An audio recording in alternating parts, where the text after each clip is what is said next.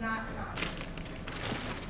And I think maybe a couple years ago, Russell came to the conclusion that, okay, I got a little bit of power, I can maneuver in this electro-political system, let me see what I can do, which I commend him for that.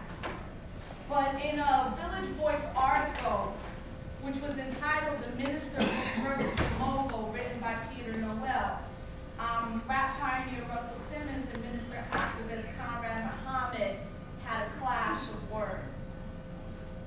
And in that article, Russell said to Conrad Muhammad, "You are not hip-hop, I am hip-hop."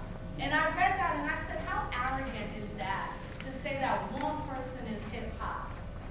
And I just wrote a little letter to Russell, which I know he's read, even though we haven't talked about it yet. So, dear Russell, here is a news flash. As quiet as it's kept, you are not hip-hop. You didn't know?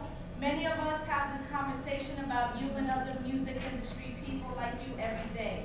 Yours is the industry that has pinned hip-hop culture so that the chosen few can live in MTV cribs, wear iceberg jeans, Fat Farm sweaters, and Sean John fur coats. And we cannot forget about the bling-bling of diamonds mined by exploited South African workers. Russell, as quiet as it's kept, you are not hip-hop. You must have forgotten, or maybe you never knew, that hip-hop culture is comprised of 5 elements, the 5th one given to us by the great Africa Bambaataa and the Zulu nation, which is knowledge. Russell, as quiet as it's kept, you are not hip-hop. So I read you're putting together a hip-hop summit, which guests include David Mays, publisher of The Source, a magazine full of editorial and advertising images that totally denigrate Black and Latino women and support the U.S. military. Well, when you have this next hip-hop summit, Russell, maybe it will include those who actually live and create hip-hop. It might include youth, women, and Latinos and Latinas. And this time, please skip Harvard and come to Harlem. Russell, you say rappers and hip-hop executives have closed ranks against Minister Conrad Muhammad. So what if they have?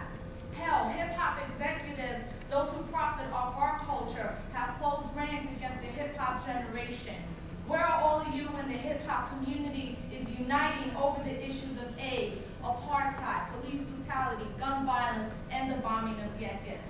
Yes, I remember where you were, Russell. You were having those fundraisers for now Senator Hillary Clinton, having your summer Hampton parties hobnobbing with the likes of Donald Trump and Martin Stewart.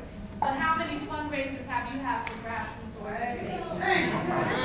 Have been being terrorized all the time. But haven't we been fighting terrorism since the moment white invaders came to the continent of Africa and stole us and enslaved us for over 400 years and then terrorized us in the early 1900s with the KKK? It's amazing to think that this government will go to any lengths to get the evildoers as long as the evildoers don't reside in this country. And why is hip-hop relevant? Because like blues, jazz, and the soul music of Marvin Gaye, what's going on, and Stevie Wonder's very superstitious, to James Brown, say it loud, I'm black and I'm proud, to Aretha Franklin demanding respect, to Bob Marley, African Unite, so much trouble in the world, or war. KRS-One, Public Enemy, Dead President, even DMX in his recent song, Who We Be, the jails, the streets, the police, the system. Hip-hop is the voice of the voiceless, as Mumia Abu-Jamal said. When Public Enemy in 1987 declared "Don't Believe the Hype," many of us in high school and college began to be mentally liberated. And the second wave of the hip-hoppers and a lot of those artists at that time influenced each other. A perfect example is a Dead Prez, who will tell you that they were influenced and used their music because of the movements in the 60s. Chuck D said it was looking at the Black Panther Party when he was a youngster that influenced him to talk about what he talked about within the context of Public Enemy and still keeps him organizing in the community. Many of us should have listened when Public Enemy said, "Don't believe the hype." Yet now in 2001, we have African American and Latinos waving the symbol of death, torture, and terrorism called the American flag.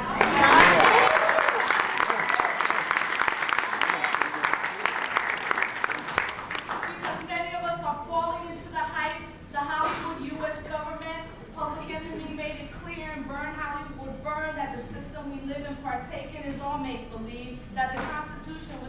written with us in mind. And as they said, it takes a nation of millions to hold us back. It's taken enslavement, imprisonment, lynching, AIDS, gentrification, the prison industrial complex.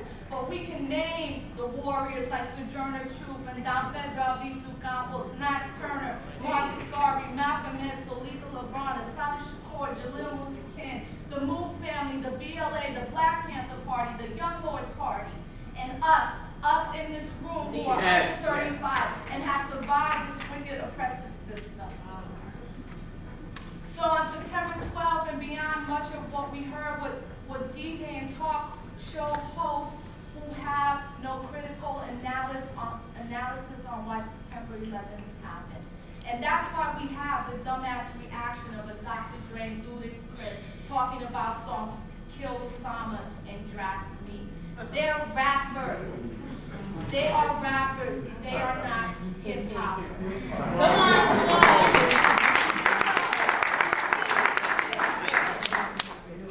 We need to talk about hip-hop. We need to talk about that the next wave of infiltration is within the hip-hop community, that the Patriot Act is relevant to us as a hip-hop generation, that political prisoners is relevant, because in this room might be the next generation of political prisoners, because we're speaking truth to power. Yes. So as Dead Press says, I'm an African. I'm a runaway slave watching the North Star, shackles on my feet with a gun in my palm. I'm an African, never was an African American. Black is the black, I take it back to the origin.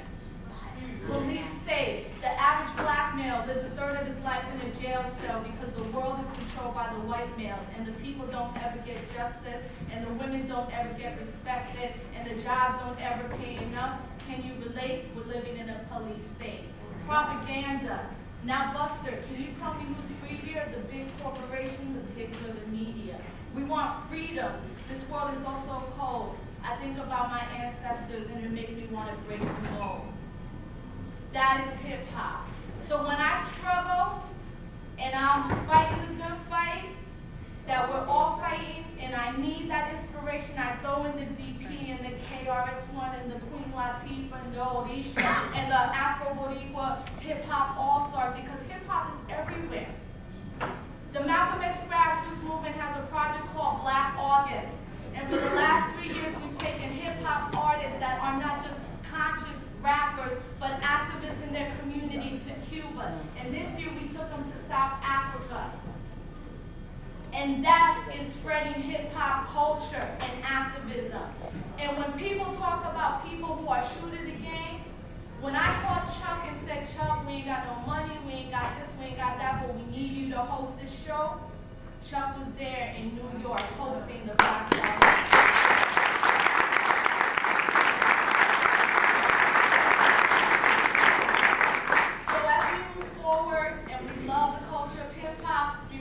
Hip-hop is not High 97, it's not the Star and Buck Wild Show, it's not MS Communications, it's not Clear Channel Communications.